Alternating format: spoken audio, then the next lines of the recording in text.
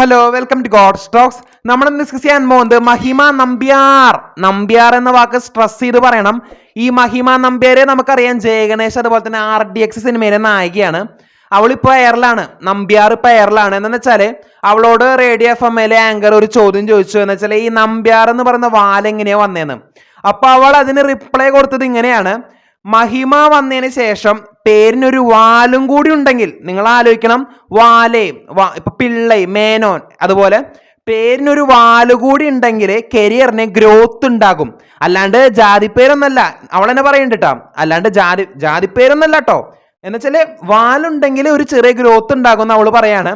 അങ്ങനെയാണ് നമ്പ്യാർ എന്നുള്ള പേര് ആഡ് ചെയ്യുന്നത് എന്നാണ് അവൾ പറയുന്നത്. അപ്പൊ രസകരമായ കാര്യം എന്താണെന്ന് വെച്ചാൽ സോഷ്യൽ മീഡിയ ഏറ്റെടുക്കുകയും അതിന് കമന്റുകൾ നമ്മൾ വായിക്കാം, കുറച്ച് വായിക്കുന്നുള്ളൂ.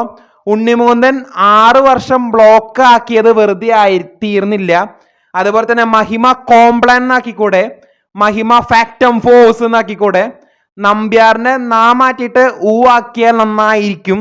അതുപോലെ തന്നെ മഹിമ പാരച്ചൂട്ട്, അങ്ങനെ എന്താ പറയുക, മഹിമയുടെ അമ്മയുടെ പേര് മേരിത്തമ്പുരാട്ടി, അച്ഛൻ ചെറിയാൻ നായർ. ഇങ്ങനെ നിരവധി കമന്റുകളാണ് ആ ഒരു വീഡിയോക്ക് താഴെ വരുന്നത്. അപ്പോൾ നിങ്ങളുടെ അഭിപ്രായം ഇതിനോടൊന്ന് ജസ്റ്റ് കമന്റ് ചെയ്യണേ, വാലുള്ള നമ്പ്യാർ. അപ്പോൾ നിങ്ങളുടെ അഭിപ്രായം ജസ്റ്റ് ഒന്ന് കമന്റ് ചെയ്യണേ. കൂടുതൽ സിനിമ അപ്ഡേറ്റുകൾക്കായി കാത്തിരിക്കാം. ചാനൽ ഇഷ്ടപ്പെട്ടെങ്കിൽ ഗോഡ്സ് നമ്പ്യാർക്ക് സബ്സ്ക്രൈബ് ചെയ്യുക. താങ്ക്